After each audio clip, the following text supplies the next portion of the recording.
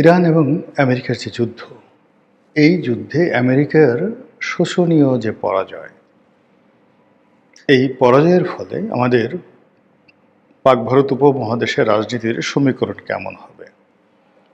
পাকিস্তানের সঙ্গে ইরানের সম্পর্ক, পাকিস্তানের সঙ্গে আমেরিকার সম্পর্ক, ভারতের সঙ্গে আমেরিকার সম্পর্ক, দিল্লির সঙ্গে ওয়াশিংটনের সম্পর্ক,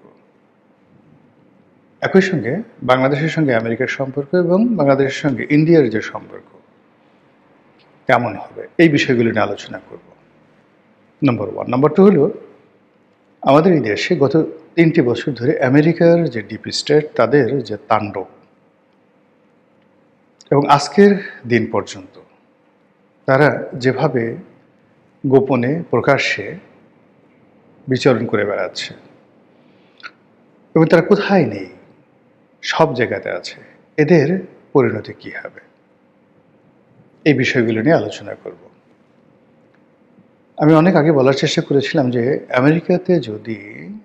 আমেরিকার যে যুদ্ধ এবং ইরানের যে যুদ্ধ, এই যুদ্ধে আমেরিকা যদি জয়লাভ করে, তাহলে বাংলাদেশে যারা ডিপ স্টেটের কারিগর ছিলেন তাদের জন্য পোয়া 12 হবে। এবং একই সঙ্গে আমেরিকার যে প্রভুত্ব, আধিপত্য এই অঞ্চলে বৃদ্ধি পাবে। চীনের সঙ্গে ভারতের যে সম্পর্ক, বা বাংলাদেশের সঙ্গে চীনের সম্পর্ক, ভারতের সঙ্গে বাংলাদেশের যে সম্পর্ক, এটি জটিল আকার ধারণ করবে। দেশের মধ্যে আমেরিকান যে প্রভাব প্রতিপত্তি দেখিয়ে যারা রাষ্ট্র ক্ষমতায় থাকবেন, তারা ক্ষমতার আশেপাশে যারা থাকবেন, তারা প্রভুত্ব দেখাতে পারবেন, কিন্তু দেশে চীনের কূটকৌশলে এবং ভারতের কূটকৌশলে শান্তি বিঘ্নিত হবে।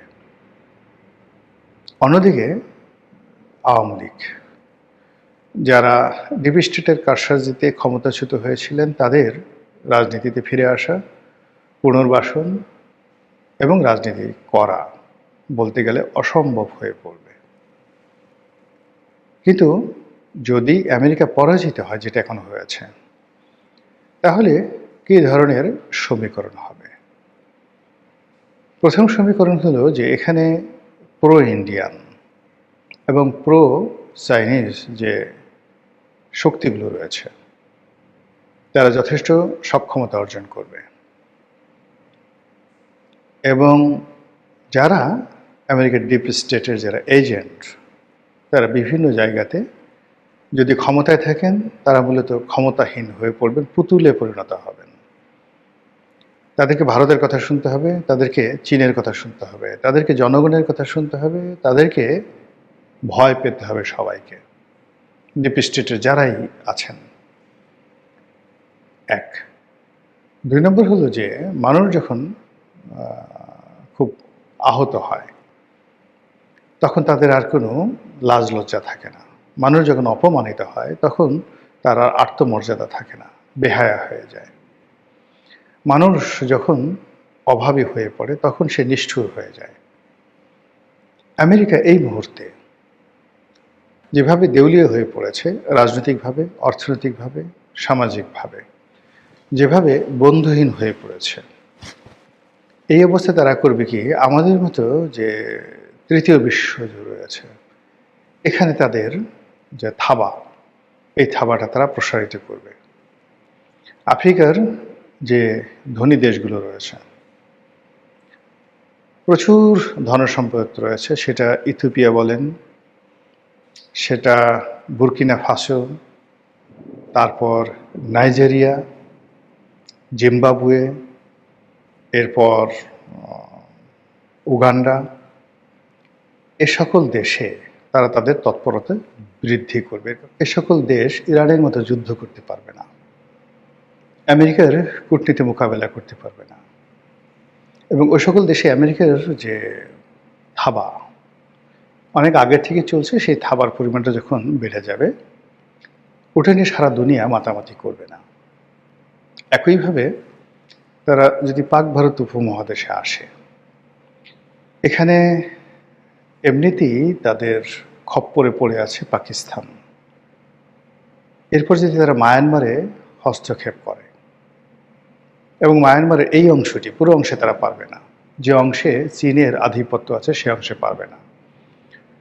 মায়ানমারের সঙ্গে বাংলাদেশের যে অংশটি, যেটা রোহিঙ্গা অধ্যুষিত এলাকা, যেখানে তারা বার্মা অ্যাক্ট করতে চাচ্ছে, এই অঞ্চলে যদি তারা তাদের আধিপত্য বিস্তার করে, যুদ্ধ বাঁধিয়ে দেয়, অস্ত্র গোলাবারুদ থেকে শুরু করে ট্রেড অ্যান্ড কমার্স সব কিছু তাদের নিয়ন্ত্রণে থাকে, তাহলে এই মধ্যপ্রাচ্যে তাদের যে বিপর্যয় কিছুটা হলেও তারা কাটাতে পারবে। একই সঙ্গে যদি বাংলাদেশের অন্যান্য এলাকাতে তারা দাপট দেখাতে পারে এবং ভারতের 7 সিস্টারে বাংলাদেশের ভূমি ব্যবহার করে যদি তারা এখানে ব্যবসা বাণিজ্য করতে পারে এবং এখানে যদি তারা অনার সৃষ্টি তৈরি করতে পারে, সেক্ষেত্রেও তারা একটা বিরাট পরিমাণ অর্থনৈতিক তারা সমৃদ্ধি অর্জন করতে পারবে। ফলে ইরানে যারা মার খেয়ে এলো, নির্মমভাবে মার খেলো, এই মায়ের প্রতিশোধ তারা আমাদের গরিব দেশের উপর তারা উঠাবে। আপনারা দেখবেন যে সচিবালয়ে চাকরি করে কেরানি, কিংবা ধরুন পিয়ন, টাইপিস্ট, ইউডিসি, তো সে অফিসের যারা বস তাদের হাতে মার খায়, বকা খায়, অফিসে সে একটু শব্দ করতে পারে না, কিন্তু ঘরে এসে মুহূর্তের মধ্যে সে সেক্রেটারি হয়ে যায়, ডিসি হয়ে যায়, এসপি হয়ে যায়, ডিআইজি হয়ে যায় এবং এসেই বউকে একটা মার দেয়, আচ্ছা মতো মার দেয় এবং হুঙ্কার, জানিস আমি কি করতে পারি, এটা করতে পারি, এটা করতে পারি। তো তারা যে ইরানে মার খেয়েছে, মধ্যপ্রাচ্যে তারা যে মার খেয়েছে, এটাকে পুষিয়ে নেওয়ার জন্য তারা আমাদের মতো দরিদ্র দেশে এই তাদের যে অত্যাচারের এবং জুলুমের যে থাবা, এটা তারা বিস্তার করবে। এতে করে যারা আমেরিকার যে দালাল আছেন, ডিপ স্টেটের যারা এজেন্ট আছেন, তারা এই কাজটি সহজে করতে পারবেন না। কারণ এই কাজগুলো তাদের যদি করতে হয়, জনগণ বিদ্রোহ করবে, আর জনগণের উপর স্টিম রোলার চালানোর জন্য বারবার বারবার যেটা করবে, কাউন্টার এখানে কু হয়ে যাবে। এক দালাল গ্রুপ ব্যর্থ হলেও আরেক দালাল গ্রুপ নিয়ে আসা হবে। যেমন ধরুন ইনূর সাহেব, তার যারা লোকজন আছেন, তো তারা ব্যর্থ হয়েছেন। ব্যর্থ হওয়ার পর কি হলো, এই যে ইনূর সাহেব এবং তার যারা লোকজন আছে, সবার জীবন এখন কিন্তু ঝুঁকির মধ্যে। অন্যদিকে বর্তমান যে সরকার, এখন তাদেরকে দিল্লি এনেছে, জনগণ এনেছে না আমেরিকা এনেছে, এটা আর কদিন পরে কাদা ছোড়াছুড়ি পরে আপনারা বুঝতে পারবেন। তো সেক্ষেত্রে দেখা গেল যে যদি সরকারের সাথে আমেরিকার একটা সম্পর্ক থাকে, আর সরকার যদি আমেরিকার সেই লোভ, লালসা, কামনা, বাসনা পূর্ণ করতে না পারে, তাহলে কি করবে? তারা এই সরকারের বিরুদ্ধে কাজ করবে, জনগণকে খেপিয়ে দেবে, আবার নতুন আর এক গ্রুপ আনবে, যাদেরকে ক্ষমতায় বসানোর চেষ্টা করবে। এইভাবে খেলা চলতে থাকবে এবং এটা আফ্রিকাতে খুব অহরহ হয়। 15 দিন পর পর সরকার পরিবর্তন হয়, 1 বছর পর পর সরকার পরিবর্তন হয় এবং প্রতি সরকারই ক্ষমতা আসে এই আমেরিকাকে কিছু দেওয়ার, যাকে বলা হয় প্রমিস করে। এবং এটা আজকের নয়। যেমন ধরুন মীর জাফর আলী খান, জগৎ শেঠ, রায় দুর্লভ, ইয়ার লতিফ, এদেরকে ব্রিটিশ সরকার তৈরি করল। এরপর পুরো বাংলাকেই তারা ছেড়ে দিল। বাংলার পুরো রাজস্ব ব্যবস্থা, ট্যাক্স কালেকশন ইস্ট ইন্ডিয়া কোম্পানিকে দিয়ে দেওয়া হলো, আর রাজকোষে যত টাকা ছিল সবই ক্লাইভকে দিয়ে দেওয়া হলো। কিন্তু এরপরেও কিন্তু ব্রিটিশদের লোভ কমেনি, তারা আরও টাকা চাই, আরও টাকা চাই। এখন জাফর আলী খাঁ সে টাকা দিতে পারল না, তখন তাকে ক্ষমতাচ্যুত করে তার যে মেয়ের জামাতা মীর কাসিম, এই মীর কাসিমকে ক্ষমতায় বসানো হলো। মীর কাসিম প্রথমে টাকা দিল, আরও টাকা চাই, আরও টাকা চাই, তখন সে বিদ্রোহী হয়ে পড়ল, সে যুদ্ধ করলো। যুদ্ধ করার পরে আবার তাকে মেরে ফেলা হলো, তাড়িয়ে দেওয়া হলো, পালিয়ে গেল, এরকম নানা ঘটনা আছে। তারপরে কি হলো, সেই যে অসুস্থ মীর জাফরের মধ্যে কুষ্ঠ হয়ে গেছে, আবার তারা মীর জাফরকে এনে ক্ষমতায় বসালো। কিন্তু মীর জাফর আর পারছিল না, তখন তাকে বাদ দিয়ে বাংলার শাসন ক্ষমতা নিজেরা নিয়ে নিল। সময় যায়, ইতিহাস পাল্টায় না, একটার পর একটা ঘটনা কিন্তু এইভাবে ঘটতে থাকে।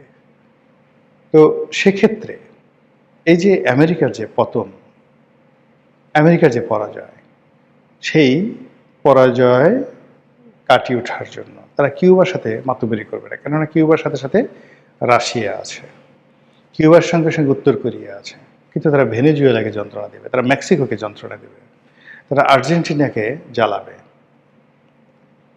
একই সঙ্গে তারা যদি এশিয়াতে আসে, নেপালকে জ্বালাবে, তারা শ্রীলঙ্কাকে জ্বালাবে, বাংলাদেশকে জ্বালাবে, মালদ্বীপকে জ্বালাবে। এবং এই অঞ্চল থেকে মানে কি হয় যে অভাবের ফলে বাঘও অনেক সময় ঘাস খায়। আমাদের দেশের যা কিছু আছে সেগুলো লুণ্ঠন করার জন্য আমেরিকা তার সর্বশক্তি নিয়োগ করবে। আর এই সর্বশক্তি নিয়োগ করতে গিয়ে যারা আমেরিকার তাবেদার বা ডিপ স্টেটের এজেন্ট আছে, তাদেরকে তারা তাদের মতো করে ব্যবহার করার চেষ্টা করবে। এই চাকর এইভাবে কাজ কর, এই কৃতদাস এভাবে কাজ কর, আমি তোকে ক্ষমতায় বসিয়েছি, আমি তোকে এটা দিয়েছি। আর কাজ না করলে কাউকে চাবুক মারা হবে, কাউকে ক্ষমতা থেকে টেনে হিসেবে নামানো হবে, কাউকে আরও অনেক কিছু করা হবে। এবং এভাবেই হয়। তারা হামিদ কারজাইকে আনলো, বলো এই হারামজাদা পাচ্ছে না, বাদ দাও একে। তারা আশরাফ ঘানিকে আনলো, আশরাফ ঘানি প্রাণান্ত চেষ্টা করলো, কিন্তু জনগণের বিদ্রোহে সে আর টিকে থাকতে পারলো না। পাকিস্তান একই অবস্থা, তারা ইমরান খানকে আনলো, ইমরান খান পারলো না, ইমরান খানকে আউট করে দিল। ইমরান খান যাওয়ার আগে মুখ বাঁচানোর জন্য আমেরিকার বিরুদ্ধে কথা বলা শুরু করলো। আমেরিকা বললো যে দাঁড়াও, তুমি সাধু সাচ্ছ, আমরা তোমাকে ক্ষমতায় এনেছি,